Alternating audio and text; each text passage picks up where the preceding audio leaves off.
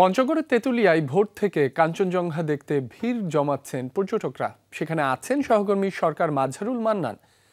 মান্নান, শুভ সকাল। পর্যটকদের উৎসাহ কেমন দেখছেন?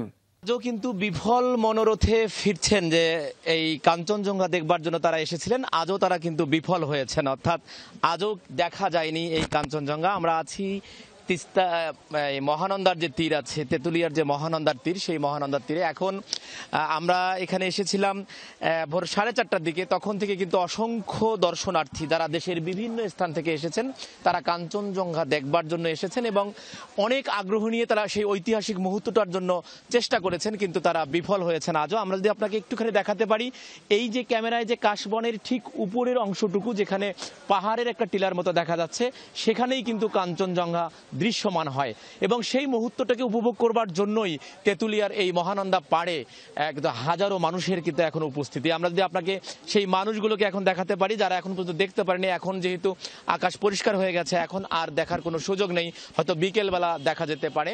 এবং আপনাকে যে তথ্যটি দিতে চাই যে এই তেঁতুলিয়া এলাকায়, অর্থাৎ যত সরকারি বেসরকারি যত আবাসন আছে এবং ঠাকুরগাঁয়ে যত সরকারি বেসরকারি আবাসন আছে এবং এটি দিনাজপুরে যত সরকারি বেসরকারি আবাসন আছে, যেহেতু পাহাড়ের দিকে এবার একটুখানি বন্ধ, সেখানে এই পূজার ছুটিতে সমস্ত সরকারি বেসরকারি পর্যটক তারা কিন্তু এখানে ছুটছেন। আমাদের কাছে তথ্য আছে যে এখানে যে সরকারি যে আবাসনগুলো আছে সেই আবাসনগুলোতে আসলে সরকারি কর্মকর্তা দিয়ে ভরে গেছে এবং যারা অন্যান্য যারা পর্যটক আছেন তারা কিন্তু ওই সব আবাসিক পাননি। তারা এখানে যে ন্যূনতম যে সুযোগ সুবিধাগুলো আছে সেই সুযোগ সুবিধাগুলোর মধ্যে তারা আছেন। আমরা একটুখানি একজনের কাছে শুনতে চাই যে আপনি কবে এসেছেন এখানে আর কোথায় থেকে এসেছেন? ধন্যবাদ আপনাকে। আমরা আসলে 3টা পরিবার এসেছি রংপুর থেকে, গতকাল এসেছি। খুবই ইচ্ছা ছিল যে আজকে কাঞ্চনজঙ্ঘা দেখব। মোটামুটি দেখা যাচ্ছিলই প্রায়, কিন্তু মেঘের কারণে আমরা দেখতে পেলাম না, মনটা একটু খারাপ। উনি বলছিলেন যে মোটামুটি দেখা যাচ্ছিল সেই ঐতিহাসিক মুহূর্তটা, কিন্তু তার ভাষায় যে মেঘের কারণে তিনি দেখতে পারেননি। আমরা একটুখানি এখানে কথা শুনতে চাই, অনেক দর্শক আছেন। আমি আপনার কাছে একটু কথা শুনতে চাই, কোথায় থেকে আপনারা এসেছেন এবং কতদিন হয়ে এসেছেন, দেখতে পারলেন কিনা? রংপুর থেকে এসেছি। দেখতে তো পাচ্ছি না, মেঘের জন্য তো একটু ঘোলা দেখা যাচ্ছে, তবে আশা আছে যে ইনশাল্লাহ দেখা যাবে। আশায় আছেন। উঠেছেন কোথায়? উঠেছি পঞ্চগড়ে, কারণ তেঁতুলিয়াতে কোথাও খালি ছিল না। এই দর্শনার্থী বলছিলেন যে পঞ্চগড়ে তিনি উঠেছেন, অর্থাৎ এখান থেকে প্রায় 25-30 কিলোমিটার দূর থেকে তিনি উঠেছেন এবং ভোরে এসেছেন। আমরা আরেকটু কথা শুনতে চাই, একটু আপনার কাছে কথা শুনতে চাই। কোথায় থেকে এসেছেন আপনি? আমরা ঢাকা থেকে আসছি। ঢাকার কোথায়? ঢাকা মিরপুর থেকে। কতদিন আগে? পরশুদিন আসছি। দেখা গেল, পেলেন? না, দেখা পাইনি ওইভাবে। গতকাল বরং একটু ভালো দেখা যাচ্ছে। দেখা যায় না, থাকবেন নাকি? না, আজকে চলবো ইনশাল্লাহ।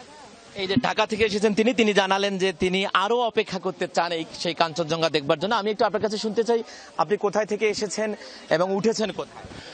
আমি আসলে উঠতেই পারিনি, কোনো জায়গায় পাইনি। সারা রাত বিনিদ্র কেটেছে আমার। এখানে অপার সম্ভাবনাময় একটি পর্যটনের জায়গা, দেশের উত্তরের প্রান্ত এই মহানন্দার তীরে তেঁতুলিয়া, যেখানে অক্টোবর থেকে ডিসেম্বর পর্যন্ত কাঞ্চনজঙ্ঘা দেখা যায়। কিন্তু এখানে যে সমস্যাটি প্রকট, প্রচুর দর্শনার্থী দেশের বিভিন্ন প্রান্ত থেকে এখানে আসেন, কিন্তু সেই পরিমাণ কোনো আবাসন নেই।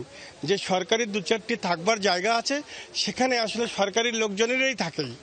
সাধারণ জনগণ আমরা যারা আছি আমাদের থাকবার কোনো ব্যবস্থা। এখানে কিন্তু অভিযোগও আছে আবাসন নিয়ে, যেটি বলবার চেষ্টা করছেন যারা দর্শনার্থী আছেন তারা, যে এই যে অপার সম্ভাবনা তৈরি হয়েছে উত্তরের এই তেঁতুলিয়ায়, সেই জায়গায় আবাসনের যে সংকট আছে সেই সংকটটি দ্রুত দূর করতে হবে, নিরাপত্তাটা জোরদার করতে হবে, তাহলে এখানে একটা পর্যটন নগরী গড়ে উঠবে বলেও কিন্তু অনেকেই বলছেন। রাব্বি। মান্নান, আপনাকে ধন্যবাদ।